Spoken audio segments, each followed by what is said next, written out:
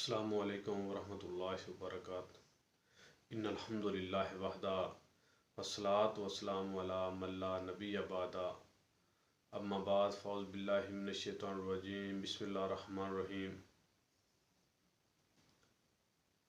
मुअज़्ज़ज़ सामीन और सामियात, अल्हम्दुलिल्लाह सुम्मा अल्हम्दुलिल्लाह। आज से हम जन्नत में ले जाने वाले अमाल का सिलसिला शुरू कर रहे हैं।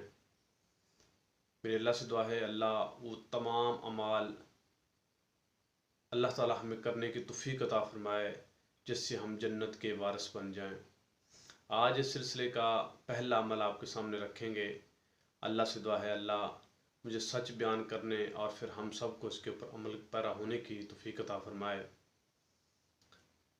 सैयदना अबू हुरैरा रज़ी अल्लाह ताला अन्हु से रिवायत है कि हमने रसूलुल्लाह सल्लल्लाहु अलैहि वसल्लम से पूछा या दरियाफ़त किया कि अल्लाह के रसूल, वो कौन से ऐसे अमाल हैं जिसकी वजह से लोग बाकसरत जन्नत के अंदर जाएंगे, यानी कौन से वो अमाल है जिसकी वजह से ज़्यादा लोग जन्नत में जाएंगे।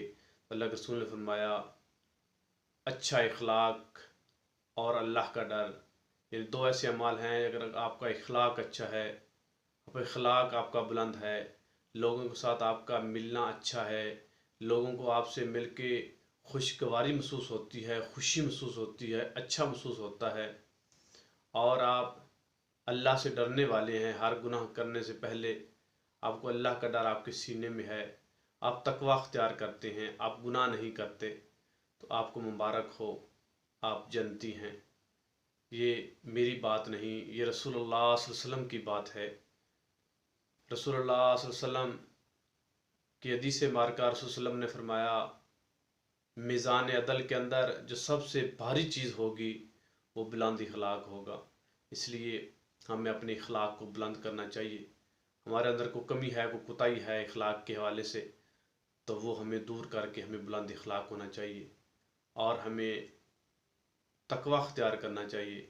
हमारे दिल के अंदर हर वक्त अल्लाह का डर हो। अगर हमारे दिल के अंदर डर हुआ, हमारा इखलाक अच्छा हुआ, तो हम जन्नती हैं।